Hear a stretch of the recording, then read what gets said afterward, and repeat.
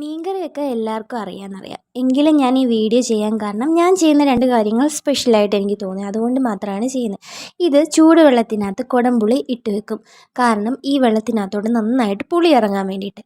പിന്നെ മീൻകറിക്ക് എടുക്കുന്ന എത്ര വെള്ളമാണോ അത്രയും വെള്ളം ഞാൻ നേരത്തെ തന്നെ ചൂടാക്കി വെക്കും.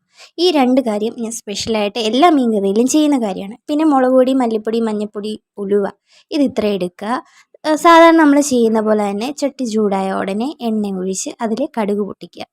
കടുക് പൊട്ടി കഴിയുമ്പോഴേക്കും നമ്മൾ ഇഞ്ചി വെളുത്തുള്ളി എല്ലാം ഇട്ട് കരിയാപ്പില ഇട്ട് ഒന്ന് മൂപ്പിച്ചെടുക്കുക. ഇങ്ങനെയാണ് നോർമലി എല്ലാവരും ചെയ്യുന്നത്.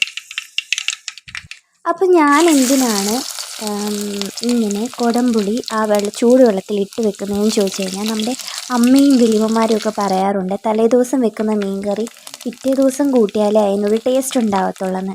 കാരണം അപ്പോഴേക്ക് മീനിൽ പുളിയൊക്കെ പിടിക്കത്തുള്ളത്.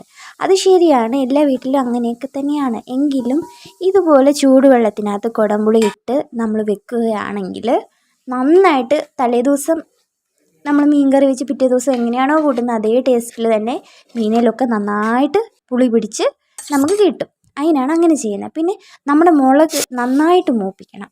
പച്ച മണം മാറി നല്ല മൂത്തിട്ട് കുറച്ചുകൂടി ഇളക്കി കൊടുത്ത് നന്നായിട്ട് മൂത്തതിന് ശേഷം മാത്രം ആ പുളിവെള്ളവും കൂടെ അതിനകത്ത് ഒഴിക്കണം കേട്ടോ. എന്നിട്ടും നന്നായിട്ട് ഇളക്കി മൂപ്പിച്ചിട്ട് പിന്നെ നമ്മൾ ചൂടാക്കി വെച്ച് ആ വെള്ളം ഒഴിച്ച് ഇത് തിളയ്ക്കണം. നന്നായിട്ട് തിളച്ചതിന് ശേഷം മാത്രമേ നമ്മുടെ മീൻ ഇടാവൂ. എന്നിട്ട് മീനും ഇട്ട് കുറച്ചുകൂടെ കരിയാപ്പിലയും കൂടി ഇട്ട് നന്നായിട്ട് അടച്ചു വെക്കുക. അടച്ച് ലോ ഫ്ലെയിം ആക്കി വെച്ചതിന് ശേഷം അപ്പോഴേക്കും ഇത് നന്നായിട്ട് പറ്റിയിട്ടുണ്ടാവും.